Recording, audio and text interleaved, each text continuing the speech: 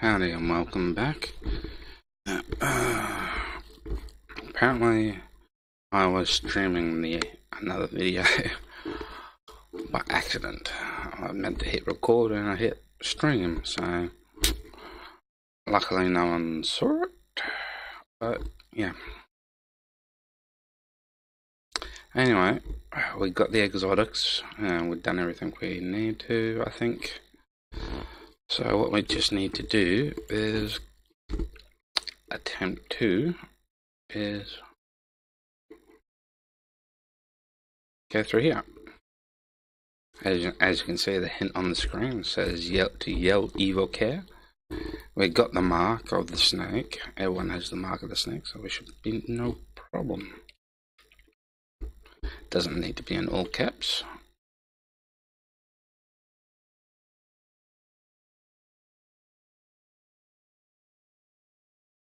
And we'll just let these two guys handle these incessant beings.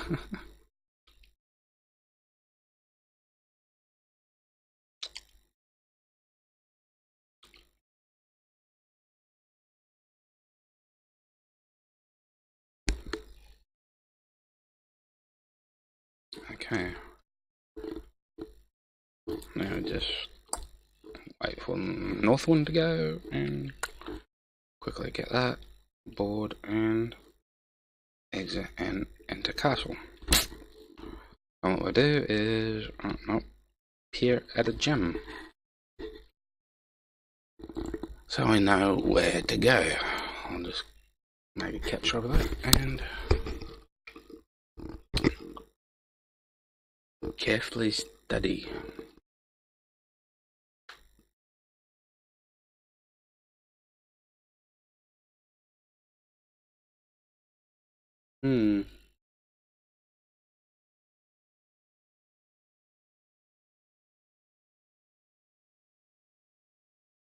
Okay. I know it probably doesn't make much sense to you, but those lines, the horizontal lines, are pretty much fire. We've got several cells as it were, quote unquote cells. Sort of prison in the center area. I know in those cells to either side there are dragons in them, so the cells towards the middle in that prison area looking thing doesn't, I don't know, but it looks like we can go up the middle, slightly around that ball sack and into hopefully another area. So we'll have to go through that route, I think. Because last time in the stream I went to the left through the fire and up the hallway on the right hand side, I mean. So we'll just, there's little explosions that pop up everywhere, sort of like what happened in Ultima 1.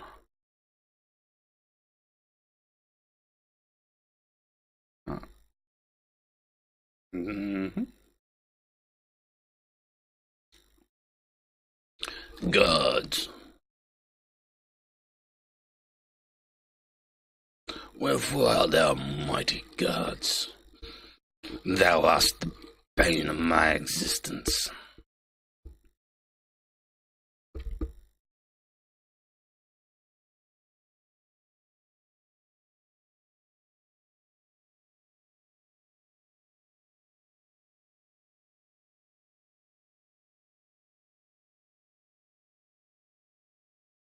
Okay.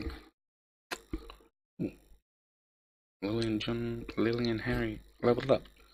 Nice. Oh, that really bothers me.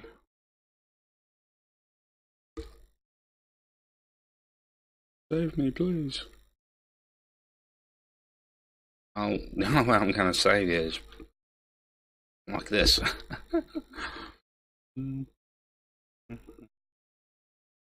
Because I can't really disperse the force fields per se.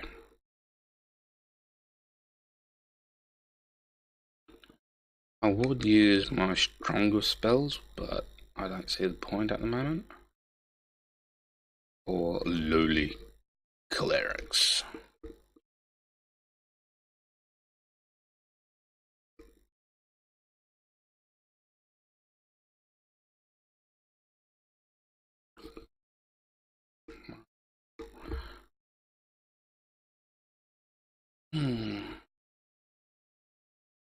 Death. Okay. Might as well finish these guards off.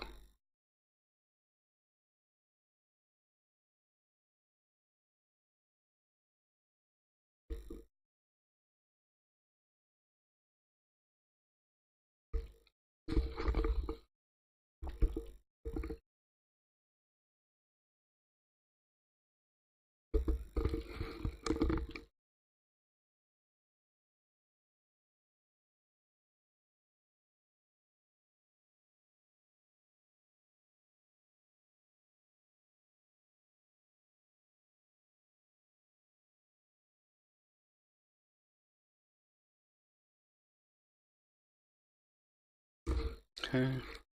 Oh, John leveled up.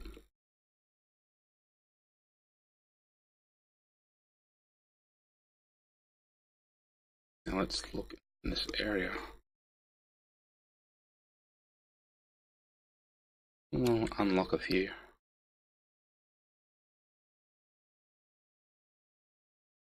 Leave quickly. Yeah.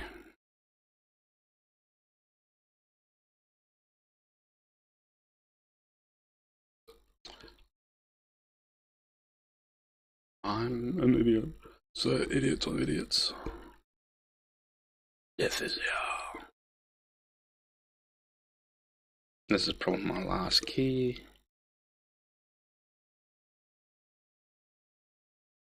Oh, went past it. Yeah, I don't have any more keys. Okay, that wasn't really useful.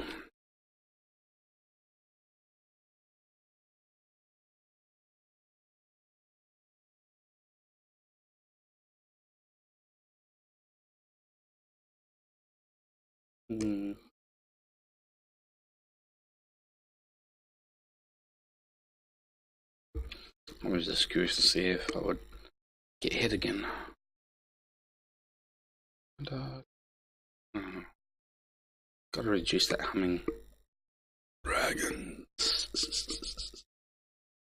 Loathsome creatures.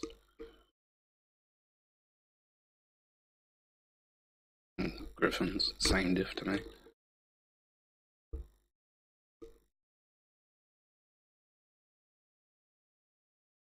Keep an eye on a few of these guys. They will probably die. You're dying on my watch. I could be using ranged attacks on my wizard. But I want to save my mana a bit. Till I really desperately need it.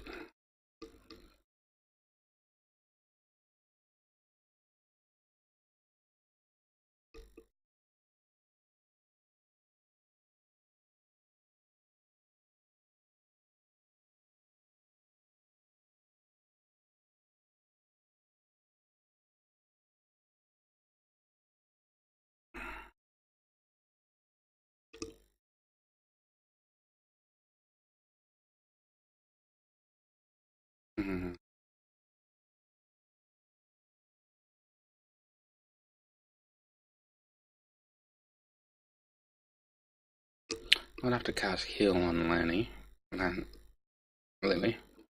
Cast, I think it's H. No.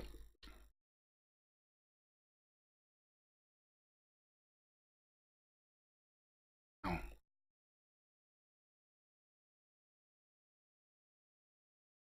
Come on, Logan, get your act together. Cast J.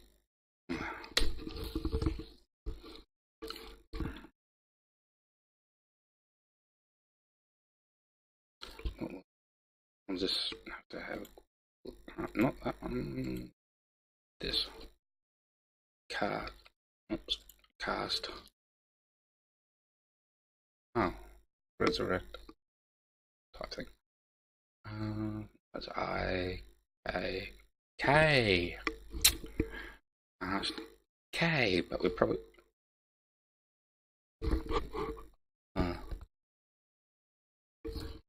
Oh, probably out mannered for that one anyway. So.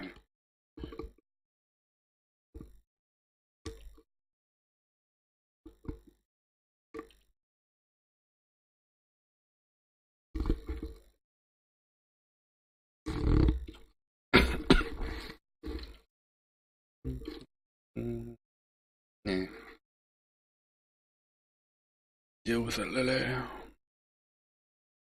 You can do it. You can do it all night long.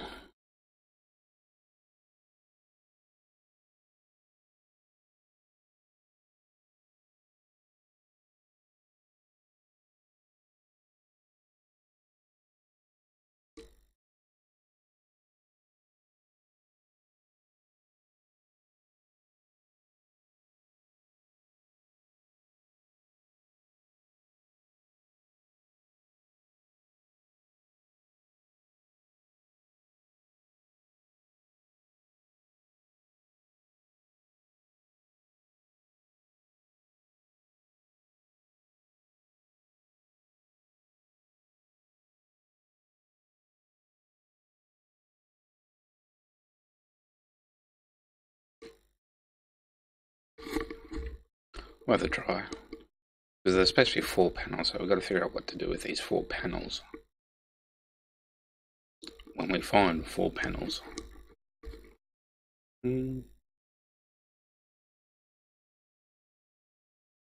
Was K, wasn't it? Yeah. K. A3. Yeah. That's not a lot of healing, is it?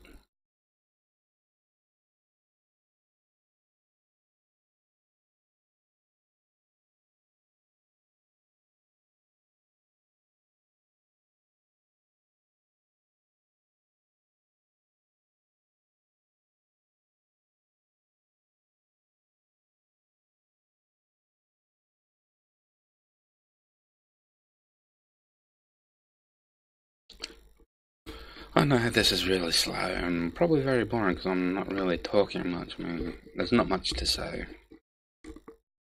Other than we don't know where these panels are.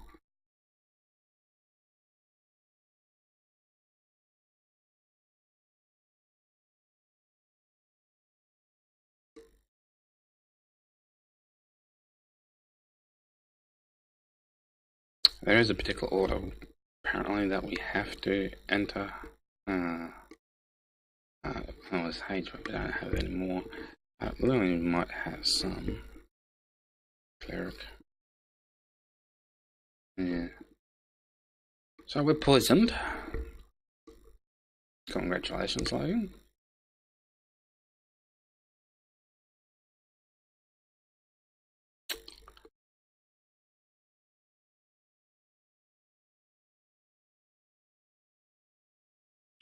Well, I didn't exterminate a lot, but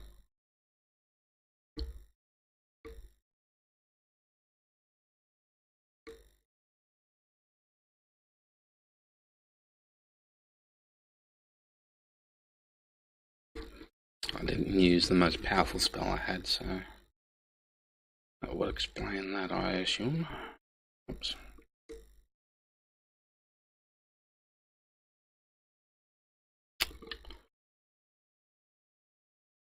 Can't get my mind together. Sort of fragmented between dungeon crawling and arbitrary attacks. Sort of muscle memory kind of thing.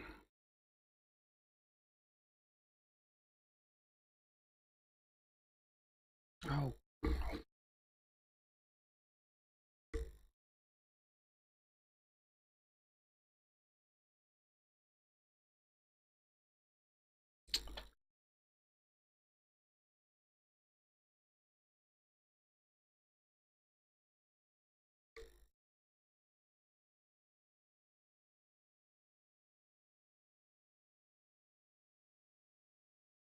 Since, yeah, see?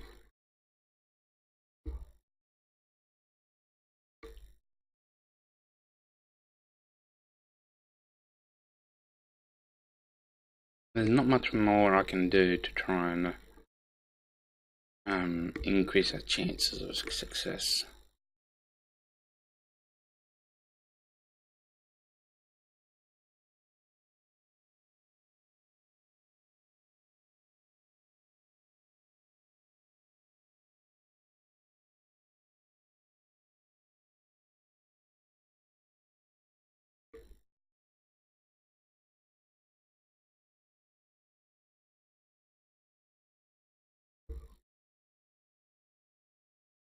It's really weird because we're using the strongest armor.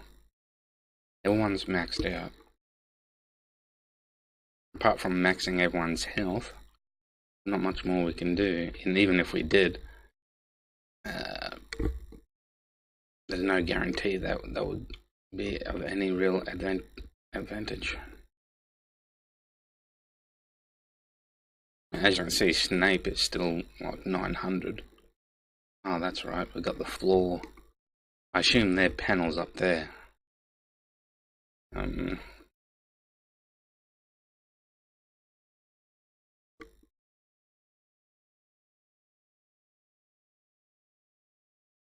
Problem is with the floor, we can't see where they're moving. That was a direction. That was straight ahead.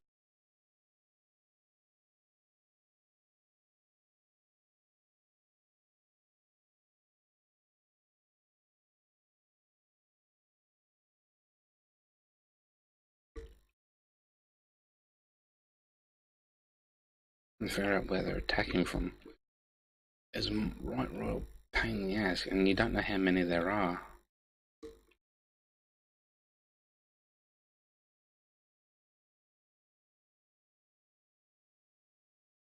Where's that coming from? Good on ya.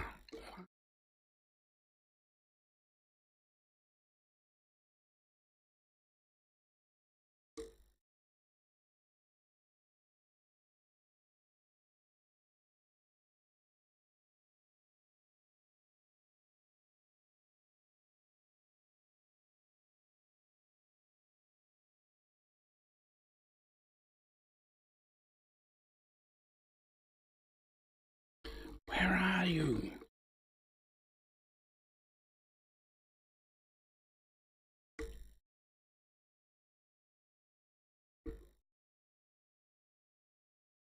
Are they able to use ranged attacks?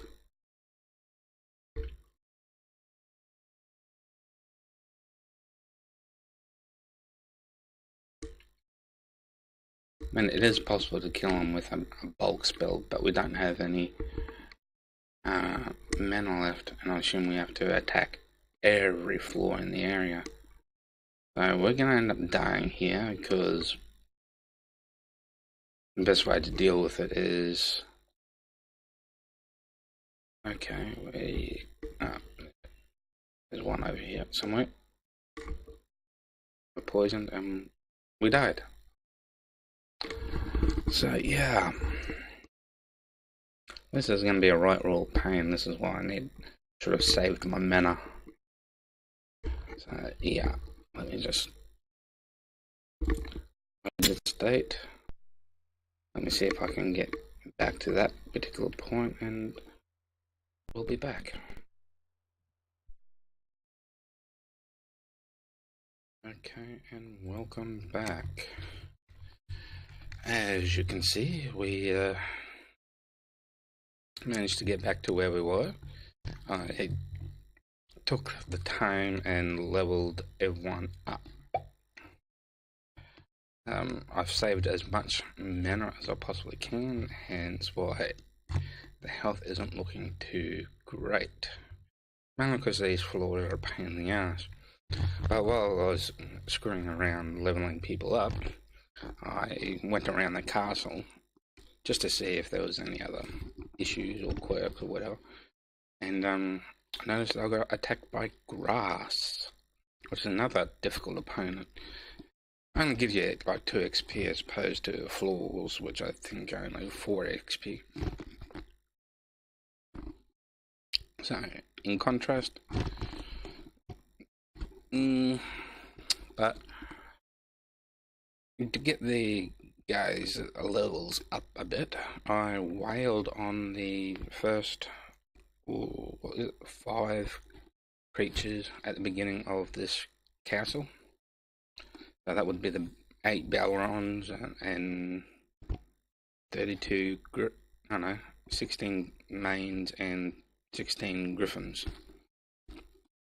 And I only did that like 3-4 times. And that got it up pretty quickly and easily. The Balrons are 20 EXP each, but the Orcas are also 20 EXP each. So that sort of leads me to believe that since they're the most strongest creatures in the game, that would mean that roughly 20 EXP would be the highest amount of EXP you can get in the game. And considering there's 8 enemies in each group, that means that each turn, or each group that you kill, can only have up to 160 EXP. Maybe even a maximum of 200 EXP. So, as we figured that maximum health that we can have is 2,550.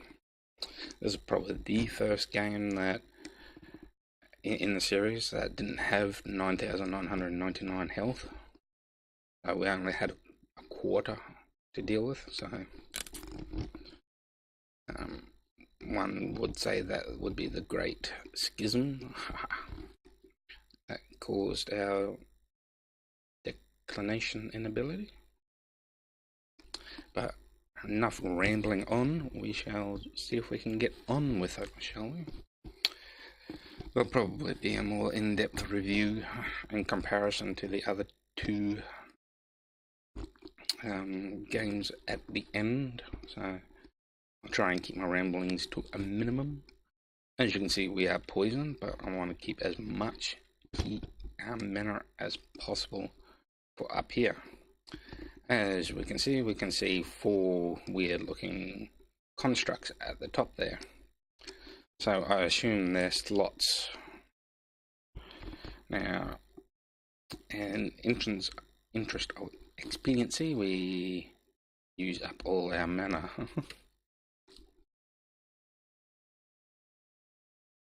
I know, they give you 3 XP. Not quite the 4 that I was expecting. Oh, great.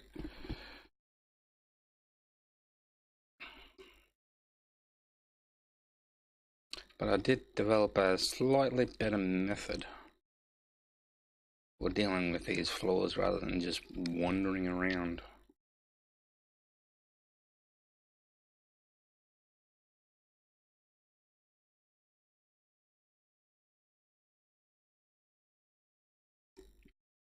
And that's pretty much to fight in every direction we can in some level of sequence.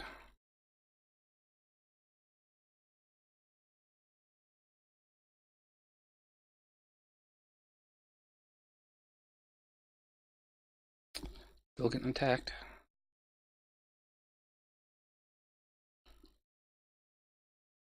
Ah, there it was. It's annoying. And here's another group of floors. So we'll just have to be a bit more strategic like we did last time and whatnot. We take our time. They'll most likely come to us. Not that floors would come to anyone, but yeah. We attack north, we attack south, we attack east, we attack west. Pretty much attack in every direction, almost repeatedly. And that should be 4 down. So there should only be another 4 left. And that could be the tiles that we are on too.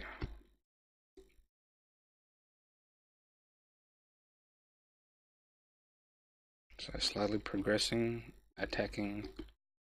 Oh, there we go. Oh dear, it's going to be this whole journey all the way across, I think. How droll.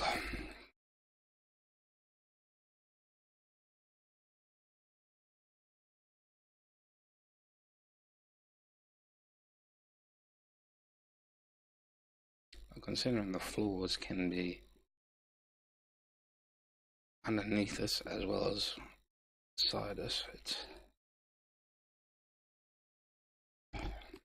gets difficult. That's why we attack north, east, well, mainly north and south is where you'll come across them.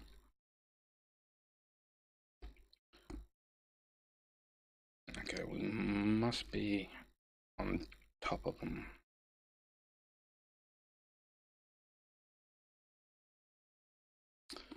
And yeah, they can follow you around, which can be quite annoying because every time you make a move, you know. Since you don't attack your own players, you can say do that and do that and do that and do that.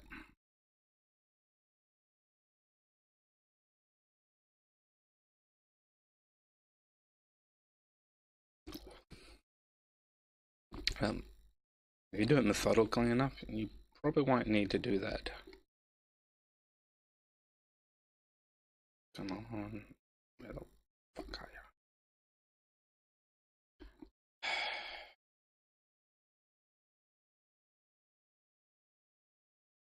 Oh, there it is. More floors. So you'll just have to bear with it. I know that wasn't the best idea to move like that, but meh.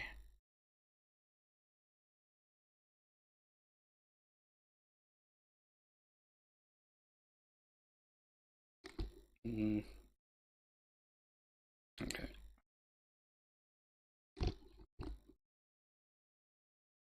No, I don't tell my characters to move when I didn't want them to. Yeah, that's the quirk with these creatures. And the game just deletes the uppermost tile, so.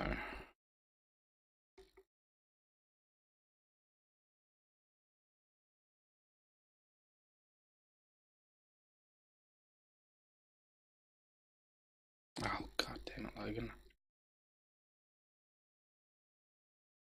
Get back down here so I can kill you.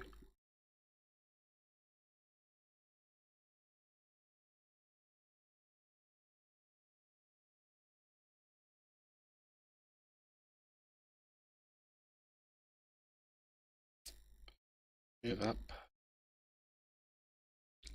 It probably just moved with us.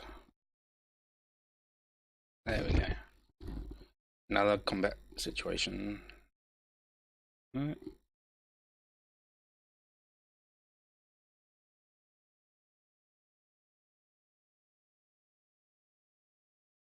I thank God for that. Okay. I think I'll save the state there, since it was a pain enough as it was. And excuse the noise, but that's a quirk with DOSBox.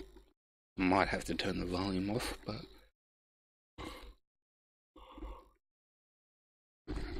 yeah, I haven't slept well. But so I suppose. Okay, we'll have to heal. Well, not so much heal, but cure some of these guys along the way. Exodus.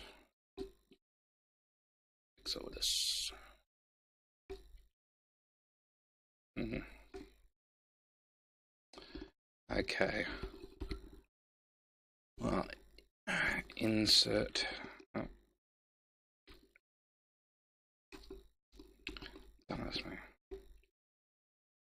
insert direct. Okay. D is for death, S is for soul, M for moons, and L for love. So, from what we understand, they have to be in a particular order. If you guys didn't figure that out from the clues and the hints, then, well, you could say it's like a passcode. So, but the Time Lord did give us the right order and to do it. He says, he tells you the one way is love, soul, moons, and death. So assuming that we go from left to right, love, soul, moon, death. So we go love. Okay. And yeah. Insert direction north. Then soul.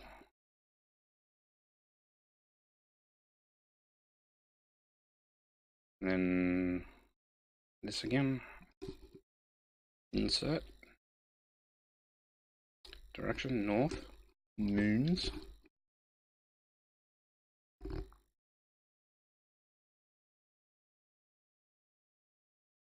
Action. Whose action? Insert.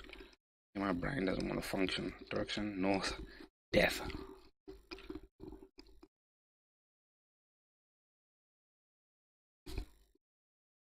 Congratulations, thou hast completed Exodus Ultima 3 in just under 400,000 moves. And so it came to pass that on this day Exodus, hell-born incarnate of evil, was vanquished from Sosaria. What now lies ahead in the Ultima saga can only be pure speculation. Onward to Ultima 4. And this is where Ultima really begins to start with a particular story. But as you can see, Exodus was a machine, a sort of computer, if you will. Archaic computer, most likely, but a computer nonetheless. So, that was a bit of a letdown. Now, since this is the final, it'll probably go on to about 45 minutes or a bit longer. Probably closer to it now. Anyway, as we noticed in Ultima 1 and 2, the maximum health we could have was 9,999. Ultima 3, the maximum health we could have is 2,550. That's the first major difference. I think the other major difference is the spells cost quite significantly more. The first level of spells, I'll just bring up the wizard spells. A costs 0 mana, then it increments by 5 thereafter, so B5, C 10, D 15, E 20, and so forth, until you get to the end, which should be 75 for Armageddon, I think. So, also, the things that you have to do in no particular order, really, is when you get up to, well, the first thing you'll notice is that everyone comes in level 1. So you start off with 150 health points.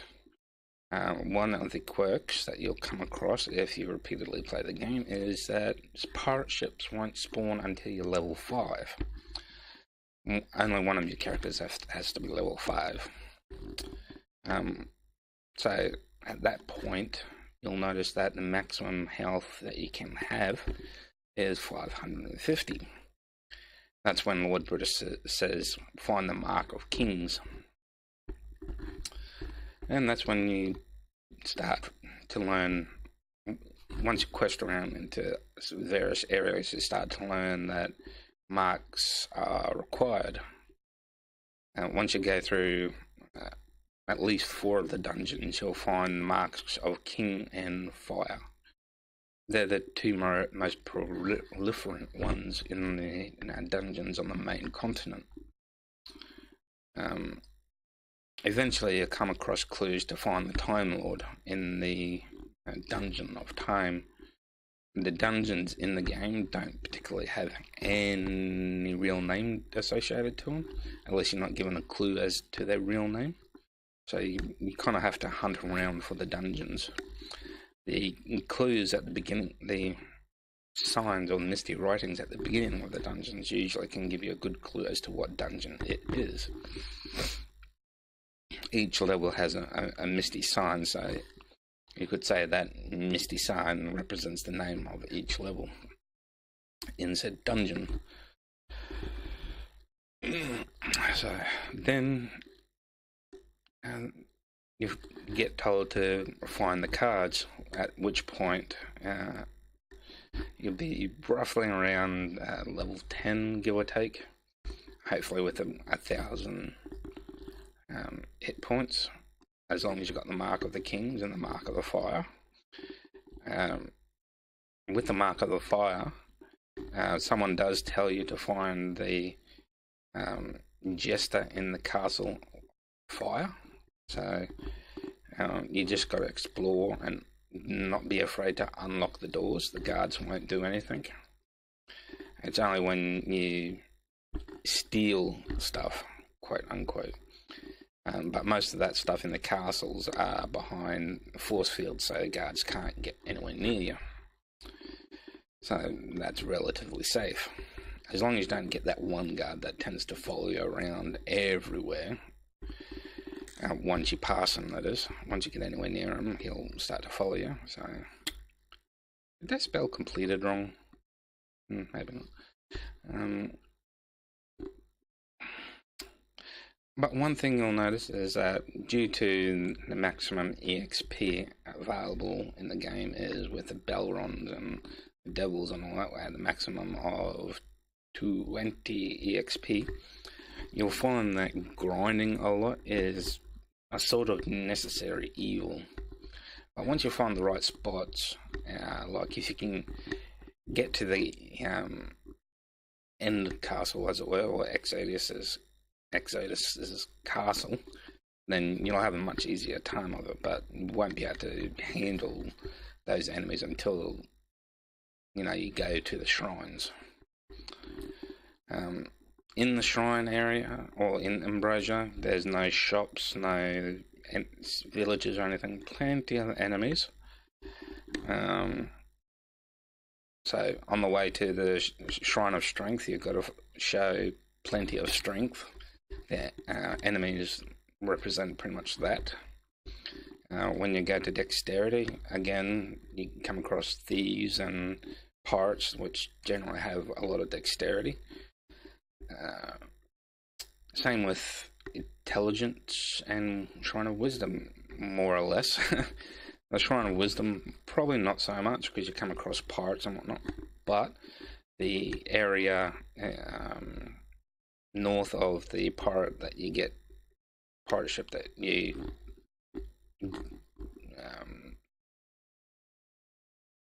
convey yourself on to get to the Shrine of Wisdom. To the north of that, anyway, that little lake area, there are dragons, and dragons are supposed to be the wisest creatures. So that sort of represents wisdom in its own way. It also represents wisdom not to go through those doors, as the only thing lying on the other side of those doors is death. Although you probably can kill the dragons, as far as I know, there's nothing needed behind there. So, as for the Shrine of Intelligence, which I believe is that one, it's just a matter of getting your way through the maze, I think. I don't think you come across any real enemies or anything.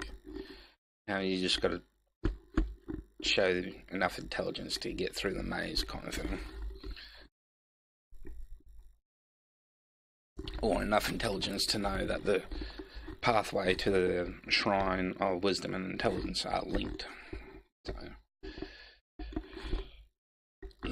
And of course it only costs 1 piece, 100 gold piece to increase your stat by 1.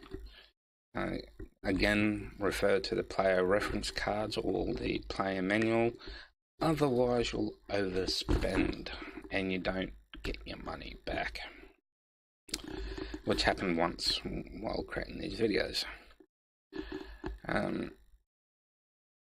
After that, it's just you probably want to make at least 2 trips. I made 2 trips, got all our stats increased. As long as you spend your money wisely and within the limits of the characters, I doubt you'll have much difficulties with that.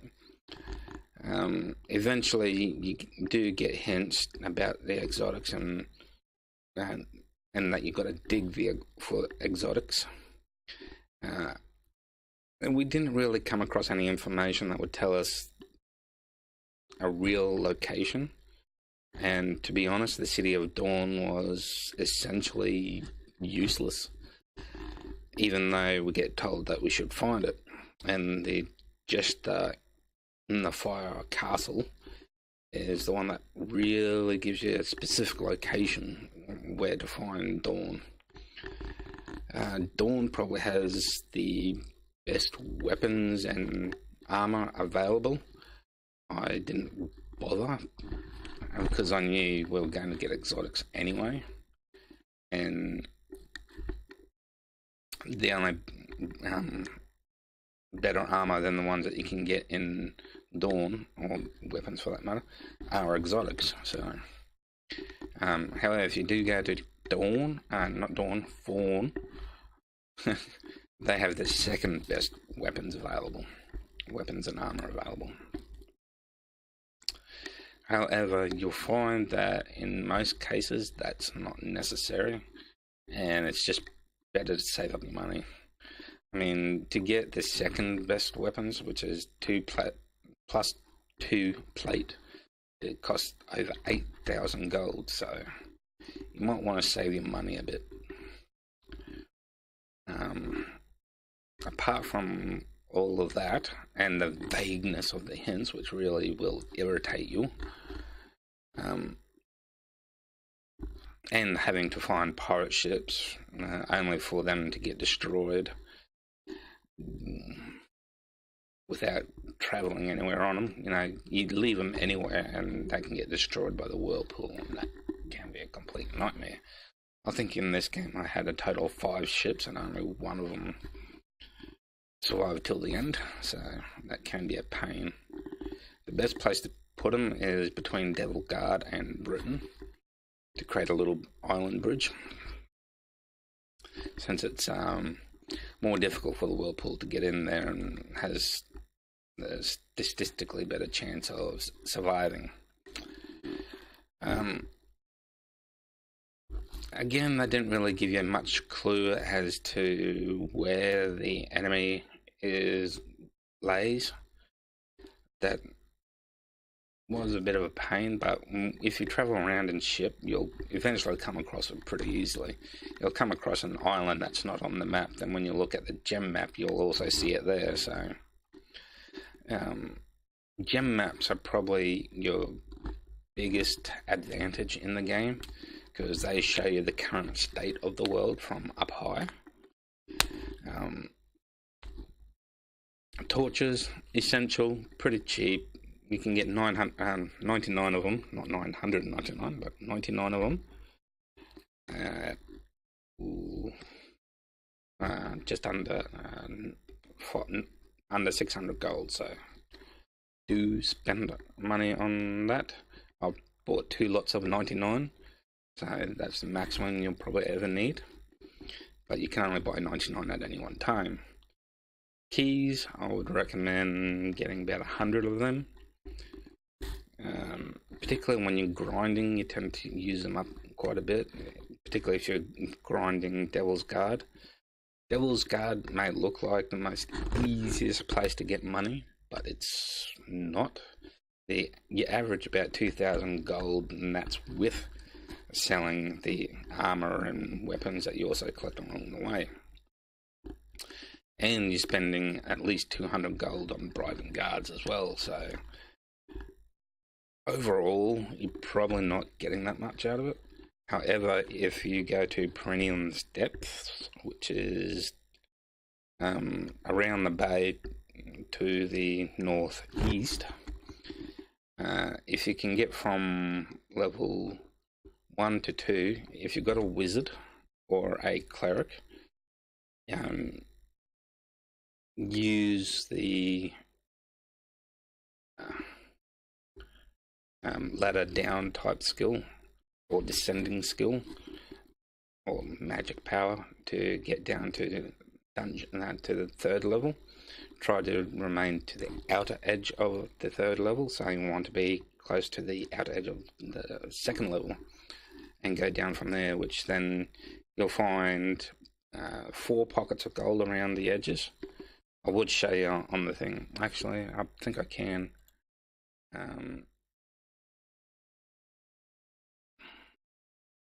Oh, maybe I'm not that one. This one.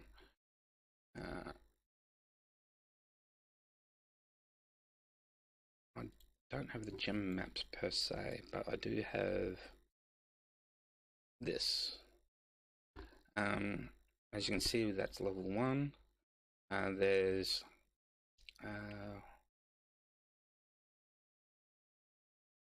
1, 2, 3, 4, 5 chests on there. I know they're not located on the map, but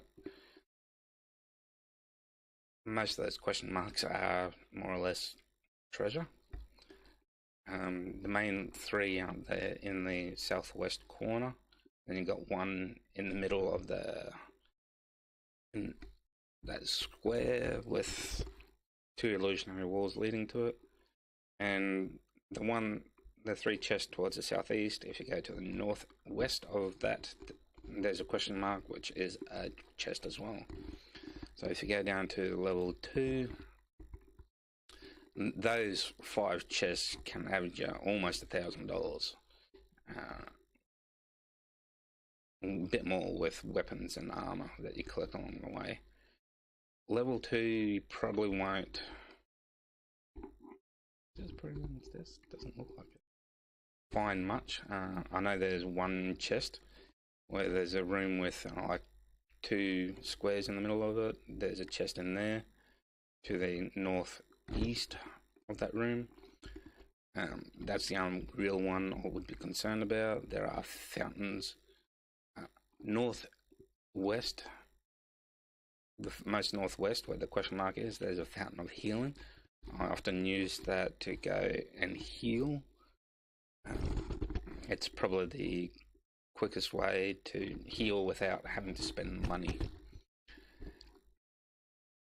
And that's usually around the area that I would descend with magic. And when you're on level 3, those pockets of question marks, they're chests, and very lucrative. Since you got 6 chests in each of those corners, and then that can pocket just like 2,000 gold right there, with selling armor and weapons, of course. And when you get down here, you use the ladder to the southeast, and it'll bring you here.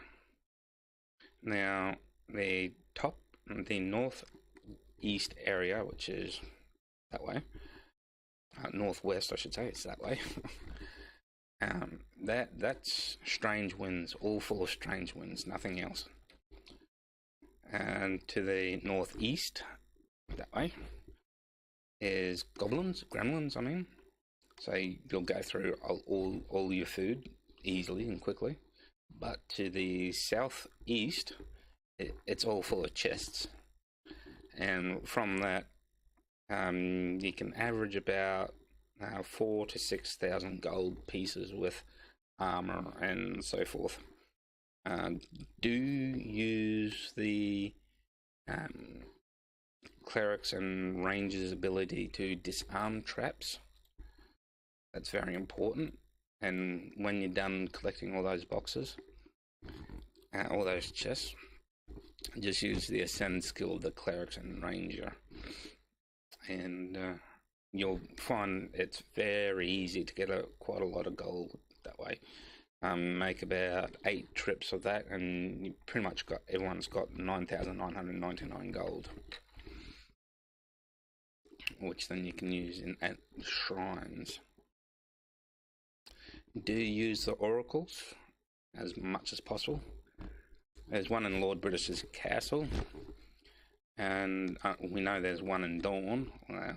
Particularly useless, but yeah, only use up to 900 gold. Go from 100 and talk to them. So you're talking to them 9 times, incrementing by 1 each time. So 1, 2, 3, 4, 5. Of course, it's multiplied out by 100, so 100 gold, 200, 300, 400, 500, and so forth.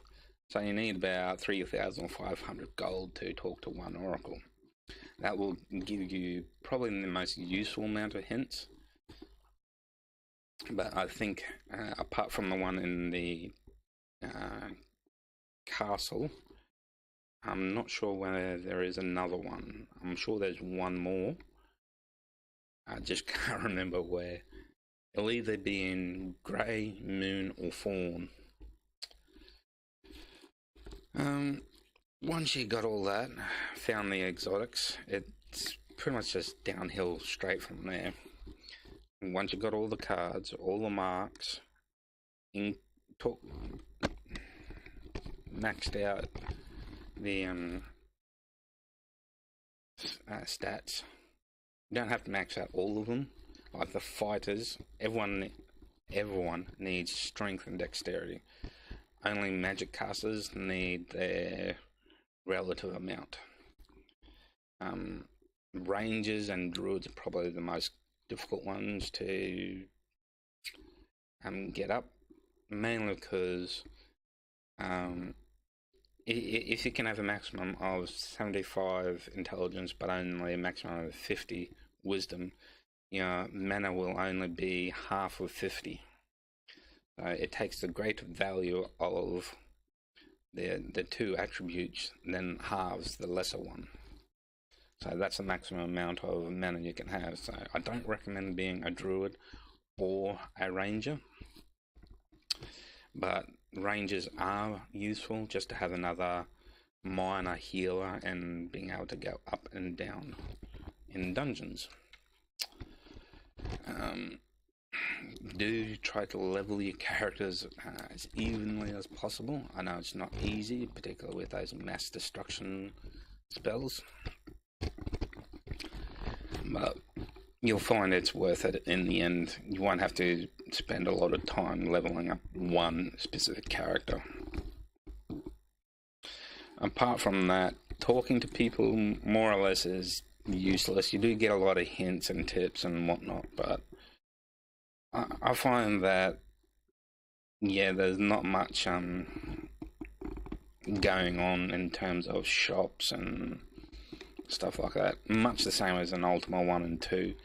In Ultima 4 and onwards, it should start to be different. So we'll get to that in time. Again, once you've found the incantation, you don't care. You can move past the giant snake in the road.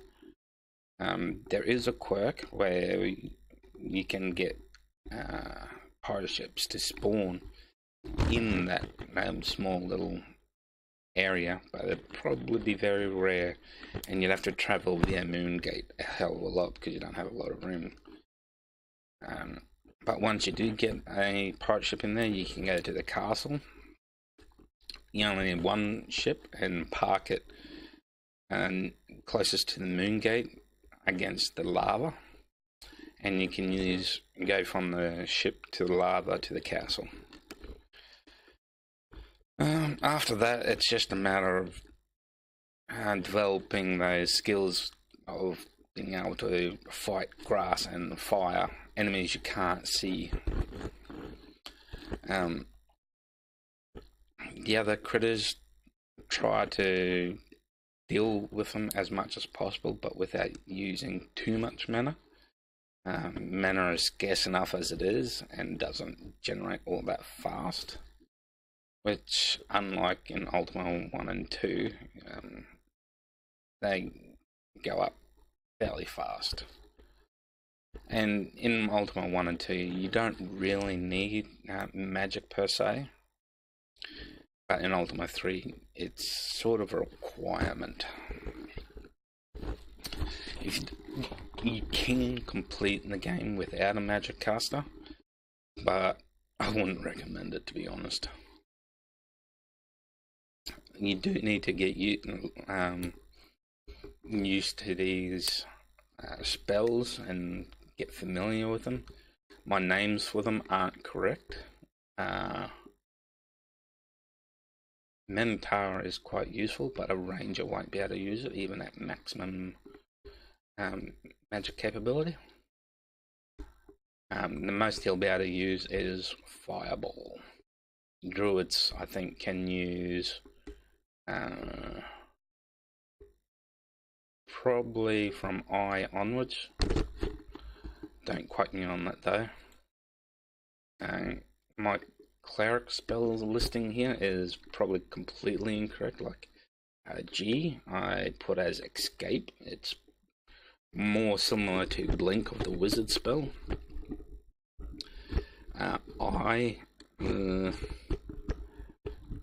That's D. That's not enchant. That's illuminate, light. Much the same as the wizard spell. Sequitu, I think, is light as well, just sort of like greater light, as it were. Oh no, that's some I didn't really get to use a lot of these spells, so I did use O a lot and P a lot, but you don't really get to use P on the cleric spells a great deal. Apart from that, it's all pretty straightforward. Pay attention. If you can, write down all the information that you need, even if it seems irrelevant at the time, like what the Time Lord tells you. I had a screen capture of it, so I could refer to it later on. And you could write down Love, Soul, Moon's Death and go from there. But that's probably the only part of the game where the order actually matters. Apart from Exodus being a computer, I don't know why, it doesn't make any sense. But considering that Minax and what's his name? Can't remember the first guy's name. I know the Minax is Ultima 2. They have dealt with time traveling in some weird warp capability. So I suppose I'm not surprised that a computer came out as Exodus, but it still doesn't make a great deal of sense on how Exodus would cause all these evil critters in the land to form the way it did. So anyway, I think that pretty much covers the majority of it. If just a little extra tidbit, I think the maximum amount of food that you'll go through is about 4,000. Gems, if you can use them sparsely enough, you probably could get away with using 50 of them. Apart from that, it is a lot of grinding just to get gold, just to buy even just simple plate armor, which I think costs 2,500 gold. You don't have a charisma skill where you can max that out and get cheaper prices on everything. But you'll find that's much the case in Ultima 4 and onwards as well. I don't think there's much left to be said about it, apart from it's obviously a CGA game. Probably wasn't meant to be made in the same way as 1 and 2 were meant to be made. But I suppose the problem I have with it is that they didn't remake Ultima 2 and 3 in the same way they remade Ultima 1, since the remake of Ultima 1 happened when they remade Ultima 4. Or made Ultima 4, so yeah, that's a bit of a disappointment. Of course, I'm very disappointed in the ending, because I expected a huge, badass fight, but we fought floors and we killed the boss. and we destroyed a computer. We killed floors, we destroyed grass, and we killed a computer. I mean, seriously, what? At least with the other two, they were like overlords, and you had to, destroy an immortal in the first one, destroy the lover of an immortal in the second one, and destroy the creation, the computer of the culmination of those two. You don't get to talk to it, as far as I know. I didn't try talking to it. Maybe you could try talking to it if you play the game. It just seems very abstract in relative terms. When you play the rest of the Ultima series, you'll find that Ultima 3 is probably the most abstract of them all. However, when we play Ultima 7 Part 2, you'll find a thing about serpents there too, so that might explain Ultima 3's silver serpent that's in the road. As for why he's guarding the way to Exodus, I'm not entirely sure. But, considering it's supposed to be probably the Great Earth Serpent.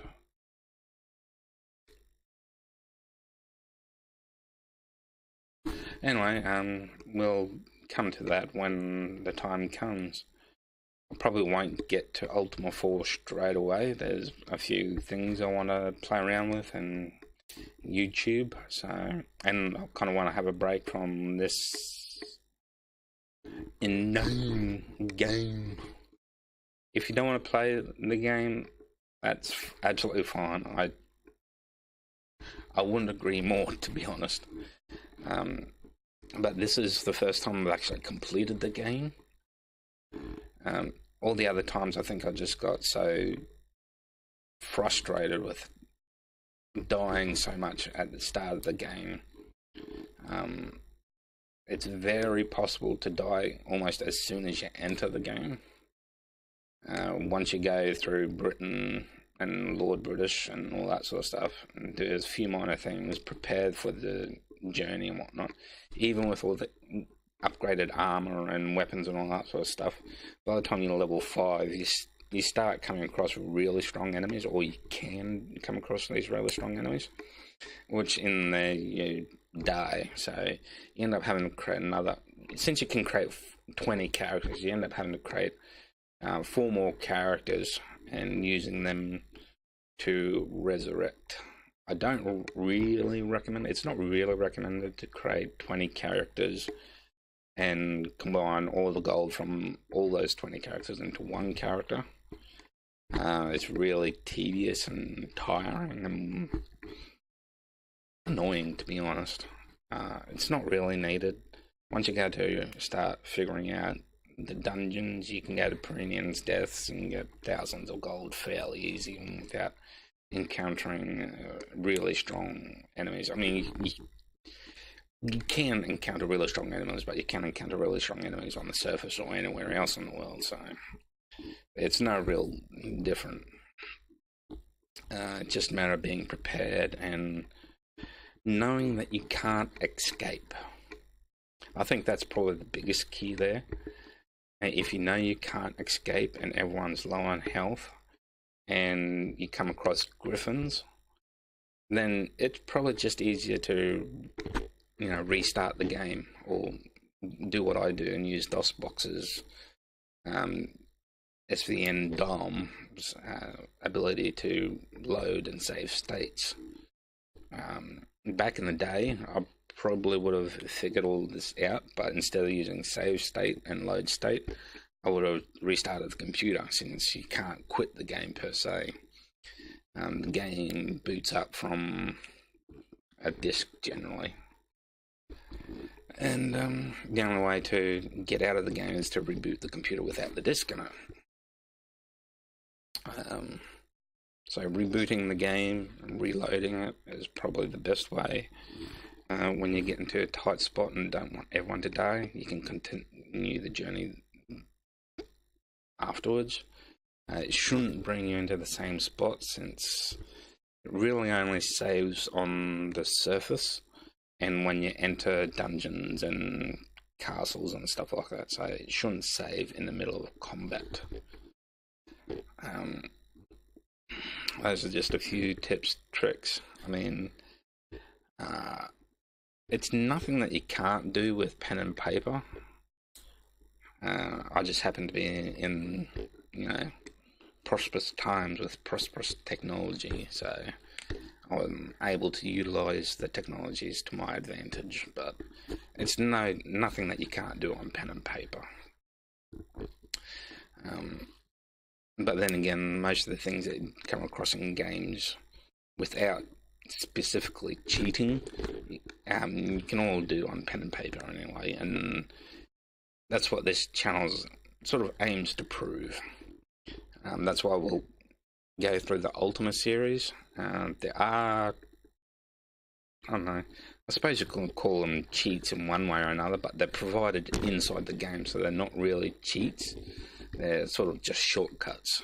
And Ultima 7 was the first one that I came across that, although I didn't know about it until I read the walkthrough, which I did after I completely got stuck many moons ago, and I've just remembered it since.